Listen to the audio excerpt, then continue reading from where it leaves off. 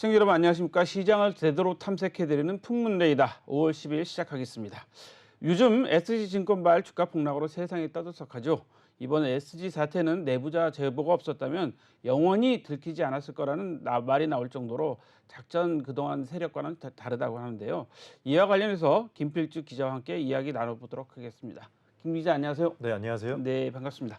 먼저 이분들이 뭐 차명 휴대폰을 사용해서 했다는데 차명 휴대폰을 사용하면 뭐 IP 수사가 어렵다는 점을 좀 활용했다는데 어떤 내용입니까? 네, 통신망과 이 금융 편의성의 발달로 이 과거보다 차명 계좌 활용이 상당히 쉬워졌는데요.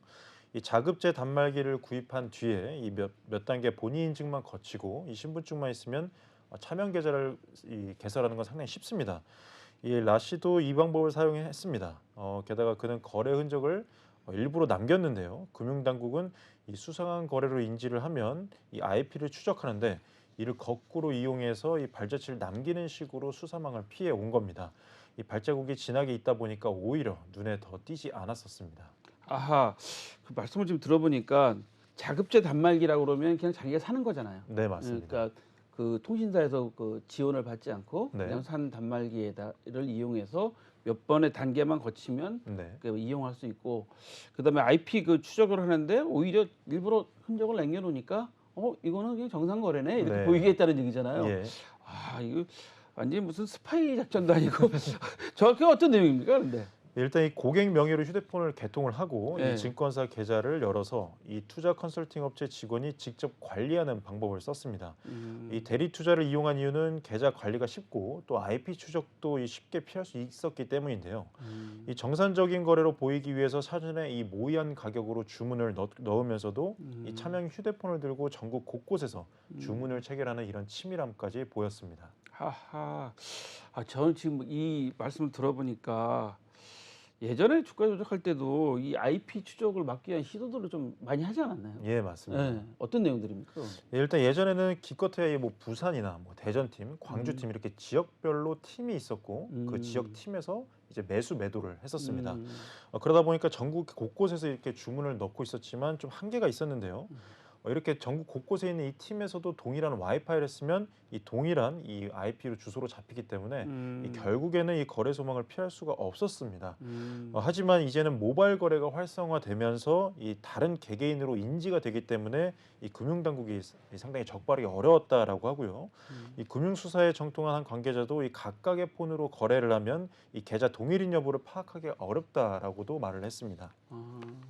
아, 그런 내용이네요. 제가 이제 이 과거에 그 주가 조작 때문에 뭐 칼부림 사건도 있었습니다. 옛날에는 네. 뭐 서로 간에 동문끼리 이렇게 작전 세력이어서 뭐 그 서로 자기 사인이 안 맞아서 이거 네. 받아줘야 된다, 안 받아줬다, 일부러 안 받아준 거 아니냐 그래갖고 막 진짜 칼부림에서 살인 사건이 난 적도 제가 80년대, 90년대 기억을 하는데, 예.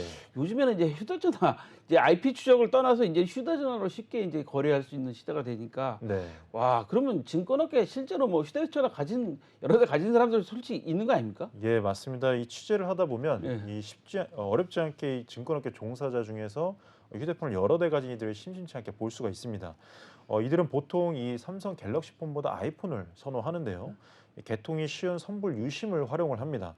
한 상장사 IR 관계자는 이 아이폰은 압수당해도 비밀번호를 모르면 해제가 불가능하기 때문에 조사가 어렵고 또 선불폰은 그냥 문제가 생기면 버리면 그만이기 때문에 이렇게 아이폰을 보통 선호를 한다라고 얘기를 했습니다. 아하, 아이폰이 왜 시장에서 많은 분들한테 그거 받는지, 뭐 디자인이 이쁘다 뭐 이런 것도 있겠지만 비밀번호를 모르면 해제가 안 되는 거잖아요. 네, 맞습니다. 아, 한동훈 장관도 그 비밀번호 해제 안 해줬다 그래서 한동안 정치권에서 말이 많았었는데, 네. 와, 그렇다면 이번 세력들이 근데 또 재밌는 게 전부 다 우량 종목만 했어요. 뭐 예. 아주 저가 종목이나 뭐 소위 말하는 잡주가 네. 아닌 정말 우량 종목만 해서 당국의 감시망도 비켜갔다, 뭐 이런 얘기도 있던데. 예, 이 주가 조작 세력이 대상이 된 이 8개 종목 모두 이 지난해 재무제표를 보면 다 이익을 낸 곳입니다. 다만 이 지배구조상 승계 문제가 어느 정도 좀 얽혀 있어서 주가가 오를 명분이 부족을 했는데요. 예를 들어서 이 다우데이터는 기업 가치 대비 이 주가가 낮다는 평가가 항상 뒤따랐었고요.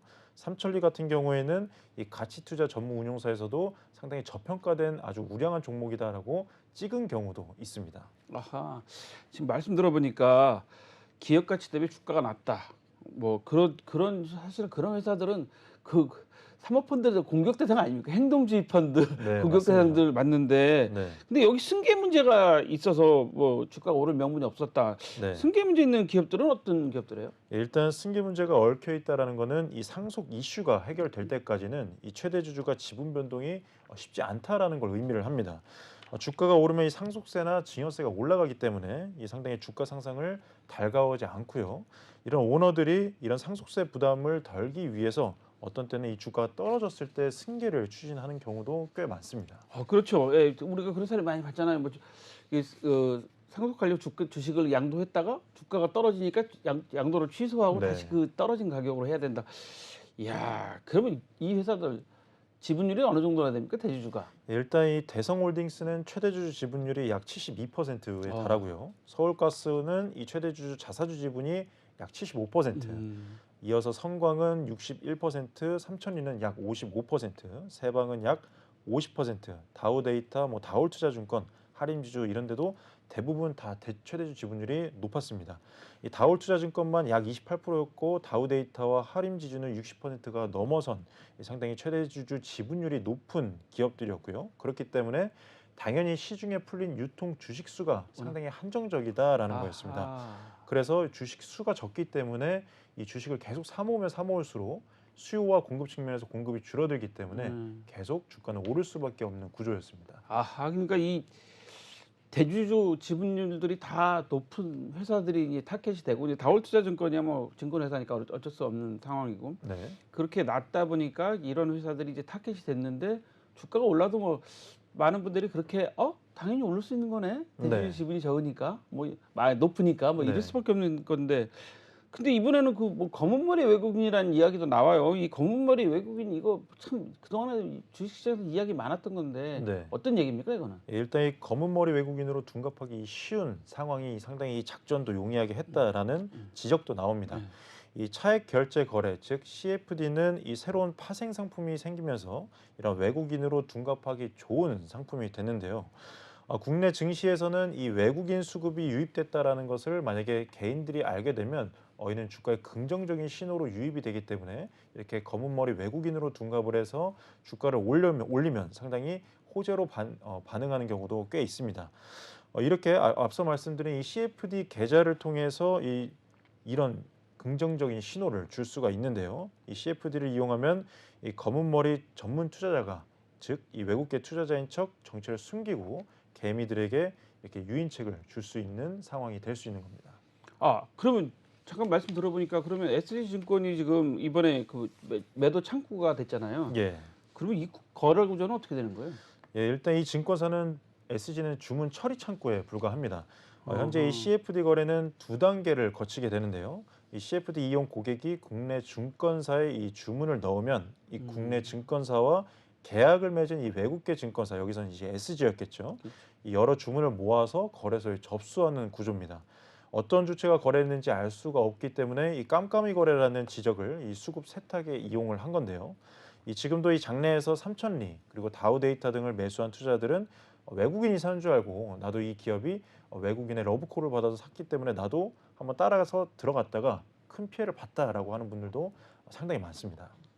잠깐만요. 이게 말씀 들어보면 그러면 CFD 이거 설계할 때부터 잘못된 거 아닙니까? 왜냐하면 네. 오해를 할 수가 있잖아요. 그러니까 우리나라 증권사로 내가 거래한 증권사에다 CFD 계좌가 설정해놓고 여기서 주문을 냈는데 그 증권회사가 내가 거래하는 국내 증권회사가 거래를 하는 게 아니라 외국계 증권회사로 다시 모아서 거기서 거래를 네. 했다?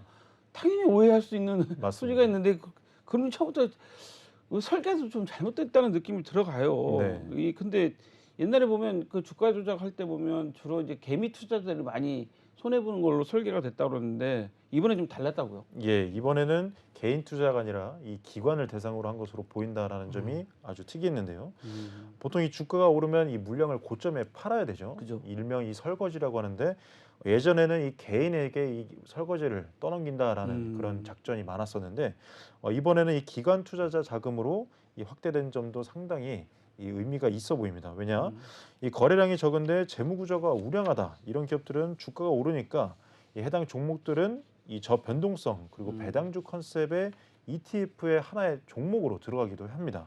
그러다 보니까 이 대부분 종목이 언젠가는 뭐 코스피 200까지 포함이 되면 연기금이나 해당 기관들이 또 따라서 추격 매수를 할 수 있기 때문에 이런 기관들에게 물량을 넘길 수가 있었다라는 겁니다. 아, 그러니까 이게 ETF 펀드, ETF에 담길 수가 있었기 때문에 좀 더 쉬웠다 그런 말씀이잖아요. 네, 맞습니다.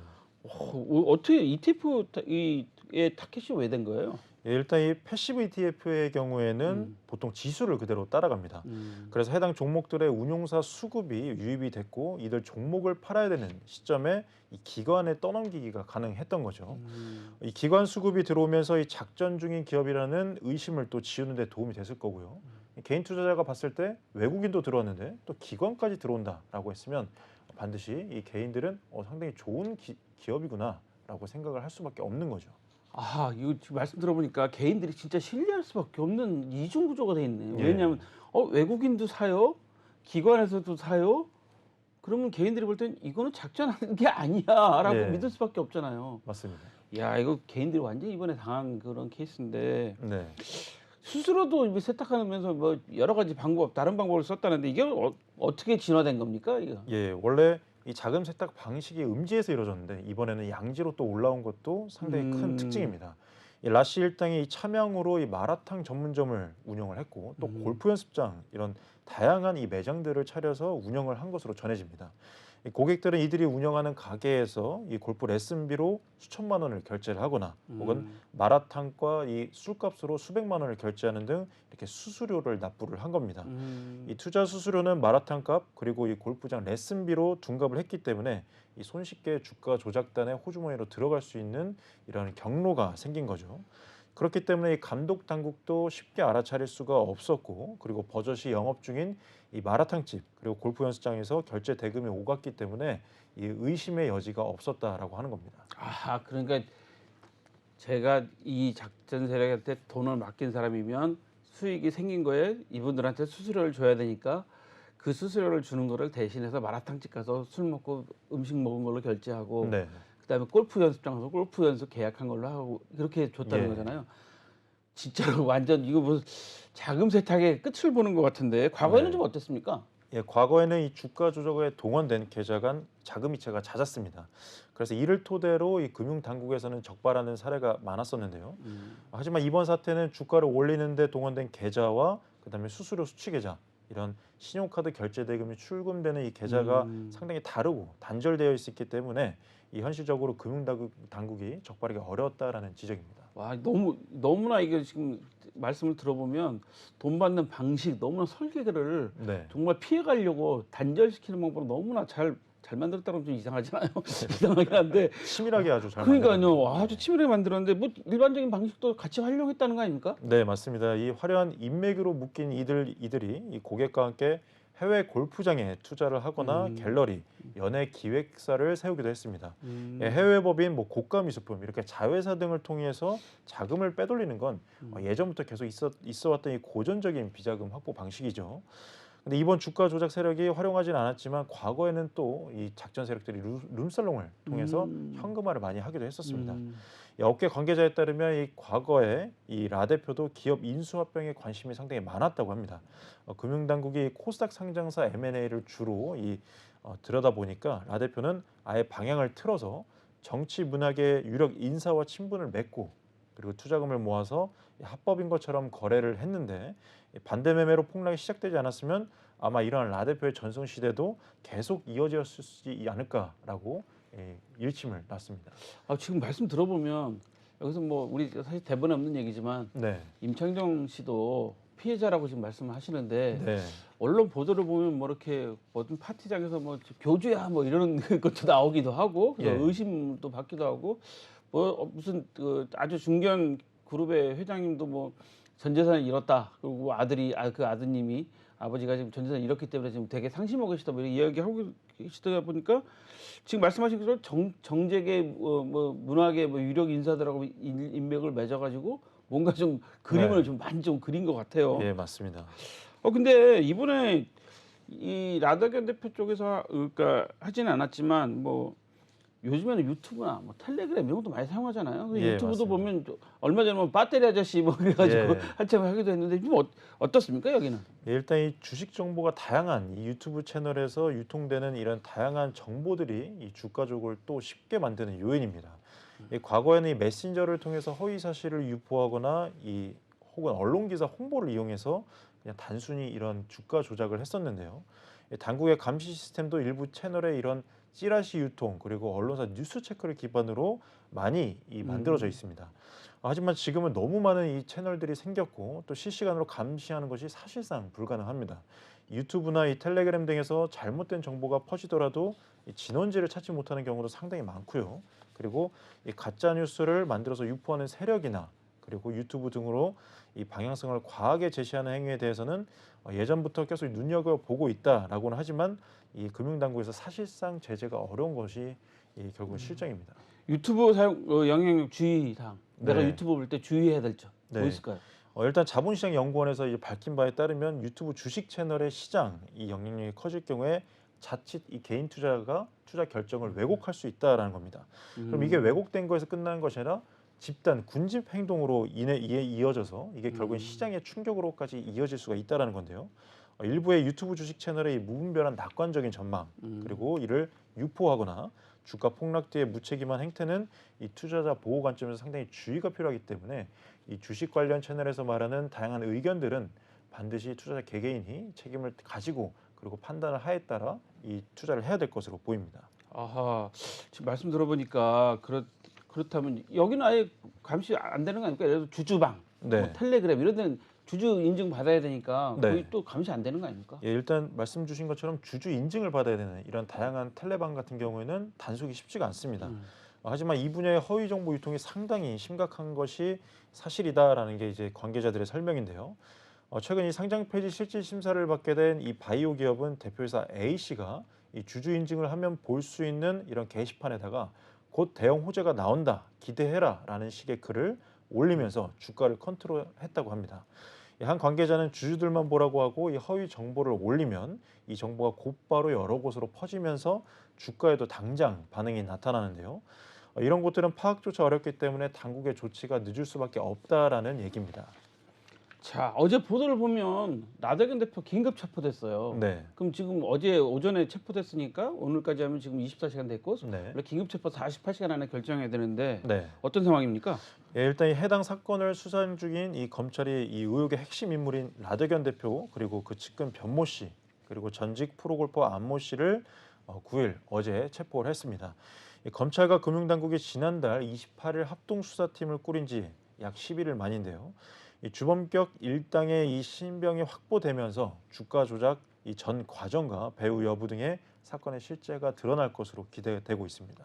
저는 궁금한 게 검찰이 어떤 혐의를 받고 네. 그다음에 앞으로 검찰은 어떤 그 혐의를 밝혀내야 되는 겁니까? 예, 일단 이 서울 남부지검의 이 합동수사단은 이날 오전 자본시장법 그리고 범죄수익은닉법 위반 혐의를 받는 이 라 대표를 체포했고요. 아까 말씀드린 변 씨와 안 씨에도 이 체포영장이 집행이 됐는데 이 변 씨는 H 업체를 총괄하면서 이 거액 투자자들을 전담 관리하는 이런 회사 운영으로 잘 알려져 있고요. 안 씨 또한 이 큰손 투자를 모집해서 모집해온 총책으로 이 지목이 됐습니다. 검찰은 이들의 잠적 가능성이 크다고 봤기 때문에 이 법원에 체포영장을 청구해서 발부받았습니다. 앞으로 그럼 어떤 과제가 남았나요, 검찰은? 일단 라 대표 등이 투자자들의 이 휴대폰과 증권 계좌 이렇게 개인 정보를 넘겨받아서 매수 매도가를 미리 정해놓고 이 주식을 사고 파는 통정 거래 이렇게 시세 조종 행위를 했냐 이 부분에 대해서 집중적으로 조사를 할 예정이고요. 그리고 이 투자와 무관한 법인을 통해서 수익 일부를 스스로 명목으로 받았다는 이런 세금 탈루 혐의 그리고 미신고 투자 자문 업체 운영에 대한 이런 다양한 범죄도 소명할 계획입니다. 근데 투자자들이 단체로 또 고소도 했다면서요. 예, 맞습니다. 이날 검찰 수사가 본격화되면서 투자자 66명도 이날 남부지검에 라 대표 등을 특정경제범죄, 가중처벌상 이 사기 배임 등 혐의로 고소를 했습니다. 이 대리를 맡은 법무법인 대건의 이 공영진 변호사는 피해액이 약 1,350억 원에 달하는 등 이 주가 조작에 사용된 이런 일명 폰지 사기이기 때문에 상당히 피해가 극심하다라면서 철저한 조사를 촉구했습니다.